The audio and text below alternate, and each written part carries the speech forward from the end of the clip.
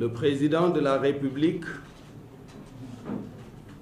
avait ajouté à son incompétence reconnue par tous le déshonneur en violant ses engagements et sa parole. Aujourd'hui, à cette incompétence et ce déshonneur, il vient d'ajouter l'indignité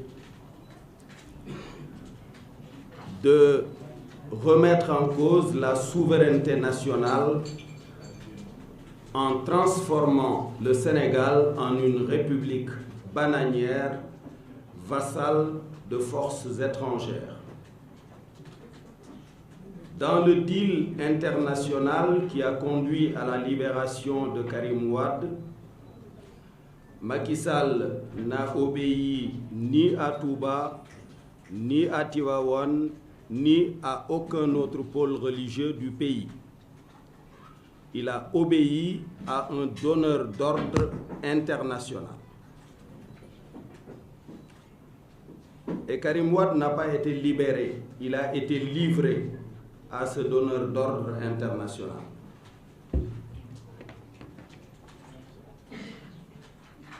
Il a été livré. Car comment comprendre qu'un citoyen sénégalais gracié soit remis à des forces étrangères, nuitamment en catimini, à bord d'un jet privé? Vous pensez que s'il était libre, il ne commencerait pas par aller embrasser ses 3 filles orphelines de mère qui ne l'ont pas vu depuis 4 ans?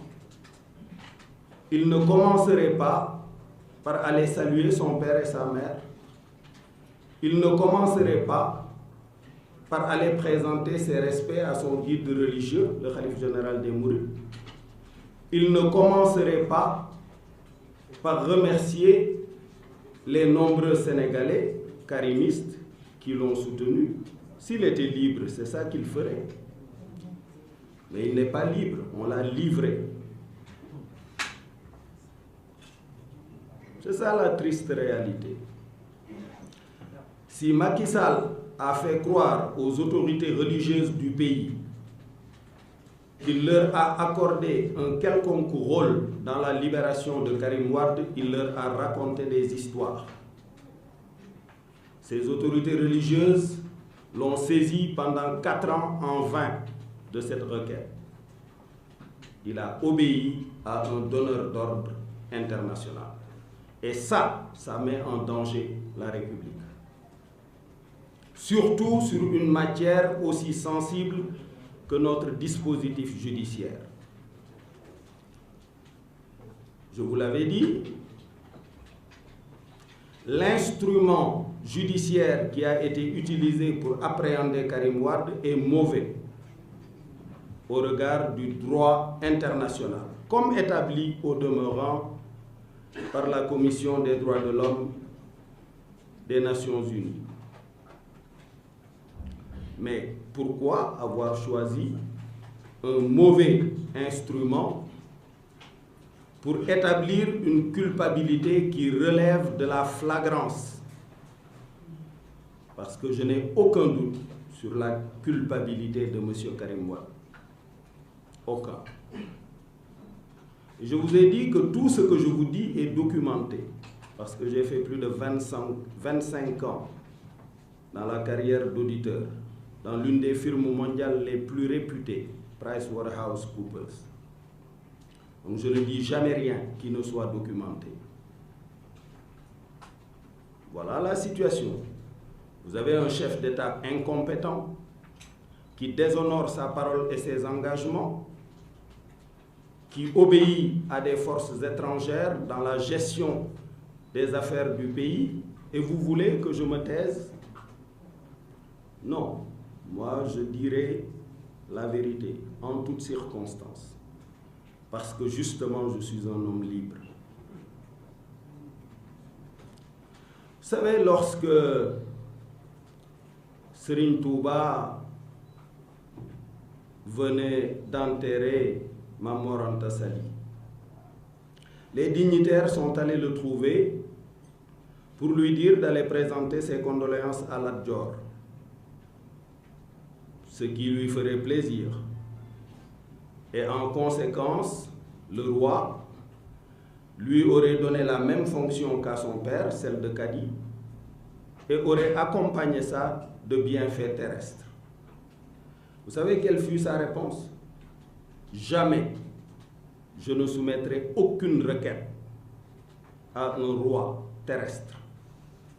Le seul qui soit digne de recevoir mes requêtes, c'est le Seigneur du Rhin qui précède le Ra et le Shin, c'est-à-dire le Seigneur du Arche.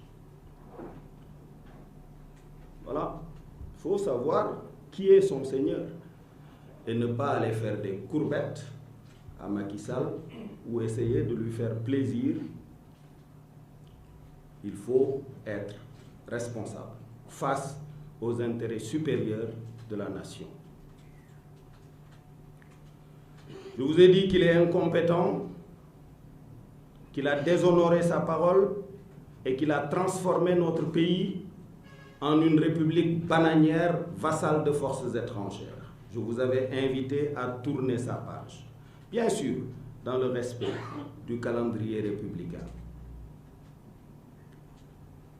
Je voudrais à présent ouvrir une nouvelle page, une page de proposition, d'une alternative crédible en direction d'une prise en charge convenable des préoccupations des populations du Sénégal. Je viens de Kaffrine. J'y ai rencontré Mamadou de Nibi. Il m'a dit: on m'a donné quelques kilos de semences non décortiquées, de très mauvaise qualité. Je n'ai pas d'équipement, je n'ai pas d'engrais. Il m'a dit, et ça m'a ému aux larmes, que son arrière-grand-père était pauvre, que son grand-père était pauvre, que son père était pauvre, que lui-même était pauvre, que son fils était pauvre et qu'il était certain que son petit-fils allait l'être. Sa sœur, Binta, brillante élève, vient me dire: je n'ai pas fait plus de 3 mois de cours cette année. Je voulais aller dans une grande école en France. Il démarre l'année en septembre. Je ne sais pas si je passerai le bac ou pas. Voilà l'état dans lequel Macky Sall a mis le Sénégal. Bien sûr, il s'occupe bien des élites maraboutiques, des élites politiques, des élites médiatiques, des élites syndicales, pour qu'ils se taisent. Mais le peuple souffre, c'est ça la vérité. Le peuple souffre. Et ça, je le sais parce que je l'ai vécu. Je n'avais pas conscience, moi, de la pauvreté de mon père parce qu'il accédait à toutes mes requêtes. Je voulais aller dans une école privée, il m'y envoyait. Je voulais un vélo, il me l'achetait. Je ne savais donc pas qu'il n'avait pas de revenus. Mais je connais des familles sénégalaises qui souffrent. Le moment est venu de s'en occuper et de s'en occuper sérieusement. Pas seulement de faire de l'État un instrument d'embrigadement, un instrument de domination, un instrument de vassalisation des élites politiques. Le Sénégal est un peuple pluriel. Pluriel dans ses ethnies, pluriel dans ses confessions, pluriel dans ses confréries. C'est un pays complexe. Mais au moyen de sa vaste culture, il a réussi à mettre de l'harmonie. Abdou Diouf était un administrateur qui n'a pas fait grand-chose. Abdoulaye Wade avait beaucoup de génie, mais énormément de défauts, notamment son entêtement à ce projet insensé de dévolution monarchique du pouvoir, notamment son entêtement à vouloir un troisième mandat anticonstitutionnel, après avoir expliqué lui-même qu'il avait verrouillé la Constitution. Toute chose, bien évidemment, que j'ai combattue. Macky Sall a tous les défauts de Wade, aucun de ses talents. Il a tous ses défauts, il n'a aucun talent. Le moment est donc venu de tourner sa page. Nous sommes un peuple pluriel qu'il faut entreprendre de maintenir en harmonie, de construire des solidarités fortes. Nous avons une foi, nous devons la consolider et surtout l'injecter dans notre jeunesse pour qu'elle ait le sentiment qu'elle peut s'en sortir. D'autres pays l'ont fait, le Rwanda l'a fait, le Maroc l'a fait, la Côte d'Ivoire est en train de le faire. Le Sénégal a des ressources humaines d'exception à tous les échelons. Mais malheureusement, il a comme président de la République quelqu'un qui a tous les défauts de Wade, aucun de ses talents. C'est ça, la réalité. Maintenant, il nous faut fixer un certain nombre de buts simples, faciles à acquérir, faciles à réaliser. Le premier but que je voudrais proposer, c'est que nous soyons propres et disciplinés. C'est à notre portée que le Sénégal soit propre et discipliné. Qu'on commence par ça. Je l'ai commencé avec mes propres équipes. J'ai nettoyé la corniche de Dakar à côté de la mosquée de Divinité. Et les populations sont venues et se sont émues de cette action. Vous savez pourquoi je fais ça? Parce que mes enfants souvent me demandaient: est-ce que papa McDonald ne pourrait pas venir au Sénégal? Et j'avais demandé à mes avocats et experts de se rapprocher de la firme pour qu'on ait des boutiques McDo ou Burger King à Dakar. Mais l'une des questions qui était soulevée, c'était l'hygiène. Dakar n'est pas assez propre. Et s'il y a un incident dans une boutique McDo de Dakar, c'est toute la chaîne mondiale qui est affectée. Donc, ils ne prendront pas le risque.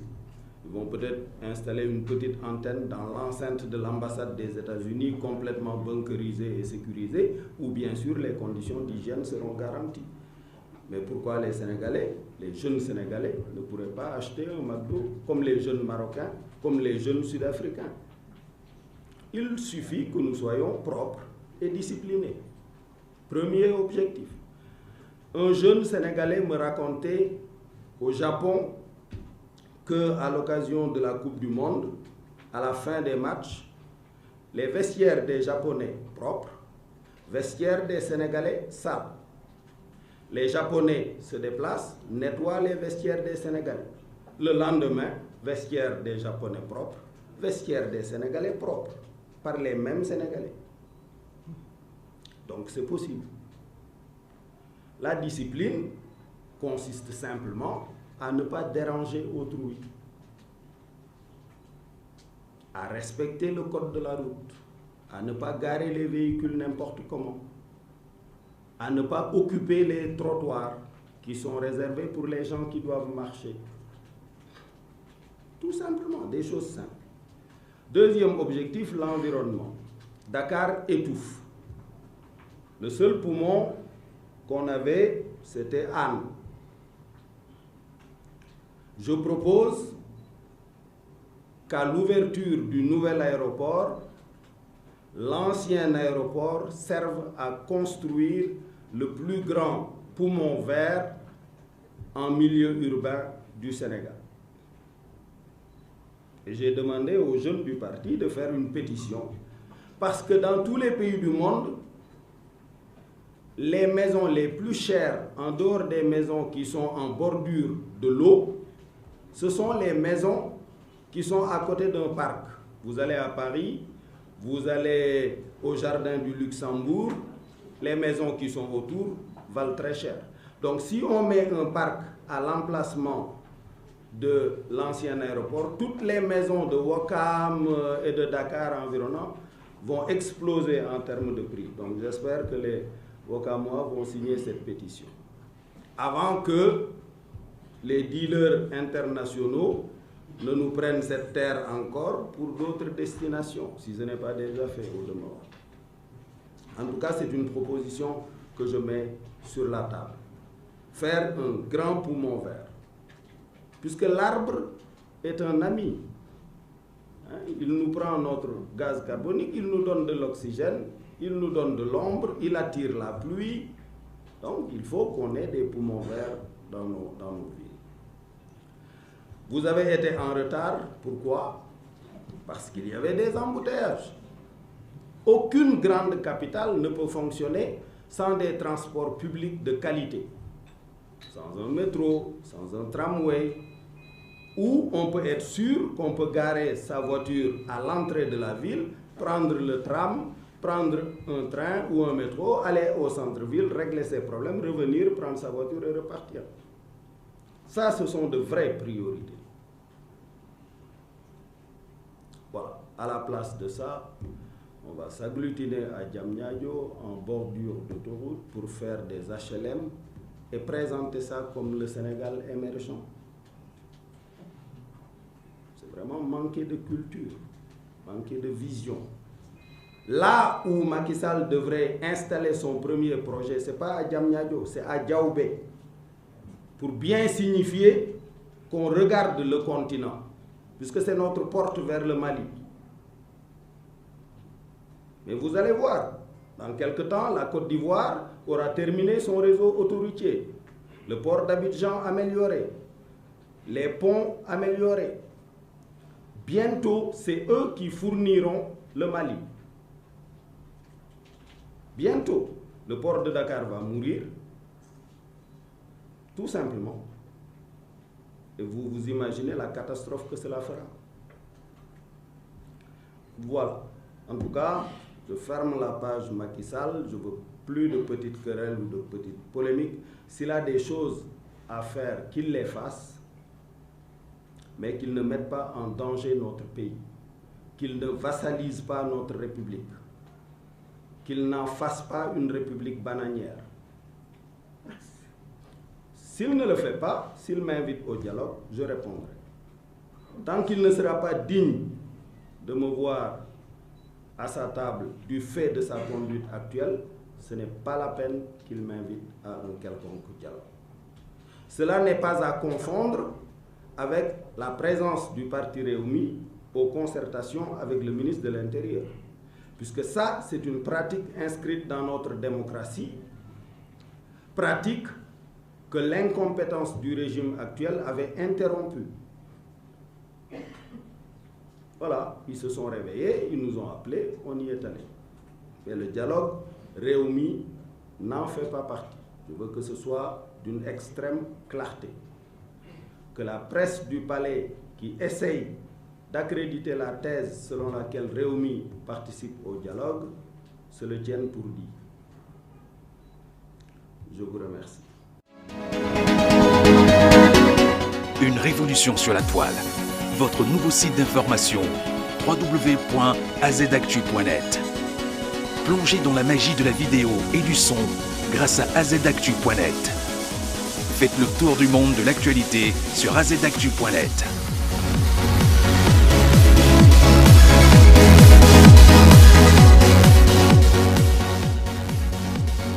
Visitez en temps réel la planète des hommes et des femmes qui font bouger le monde.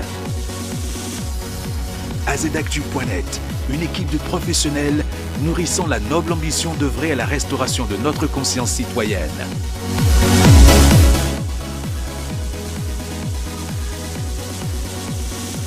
Sur azactu.net, vous informer, c'est bien plus qu'une promesse.